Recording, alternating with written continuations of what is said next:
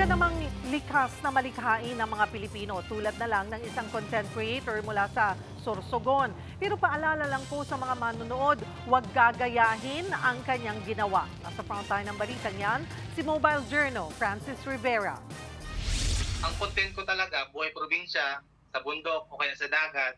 Ito raw ang trip ng 30 anyos na si Paddy Art ng Sorsogon. Isang araw, bigla na lang niyang naisipang mag-experiment. Napalibari ng isang eroplanong papel sa pamamagitan ng pulbura at ng posporo.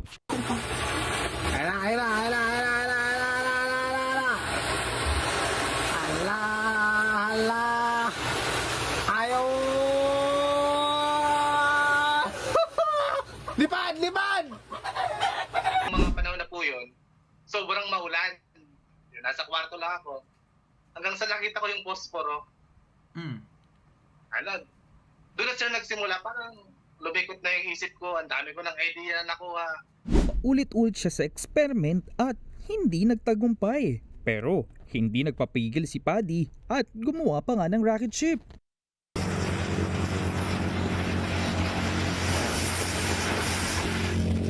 Kadalasan pag ang tao never say die, pinupuri siya ng mga nakakita o nakakapanood nito. Pero iba sa kaso ni Paddy. Delikado. Yan ang sabi ng kanyang ilang netizens.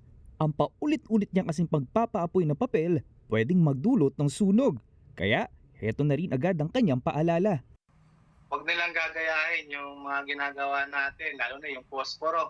Maging ang Bureau of Fire Protection na bahala dahil posible palang may kaso yan. Mataas din ang risk ng mga ganitong klaseng content kasi kung sakali ang makakita nito ay mga bata or yung mga individual na walang knowledge pagdating sa fire safety, maaaring magdulot ng hindi nating inaasahan, halimbawa ng sunog.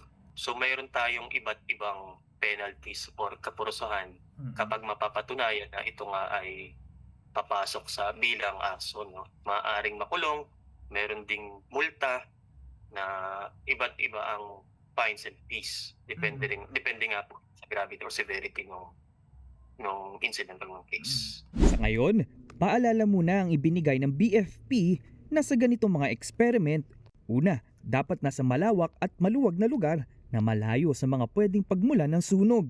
At pangalawa, dapat may ekspertong kasama. Ang isang maling galaw ay maaaring mauwi sa hindi nating inaasahang trahedya or insidente. So maging responsable po tayo sa ginagawa natin at pinapakita natin sa social media. Nagbabalita mula sa Frontline, Mobile Journal Francis Rivera. Mga kapatid, Cheryl Hosing po. Maging maalam at may pakialam sa mga napapanahong issue at headlines. Mag-follow at mag-subscribe na sa social media pages ng News 5.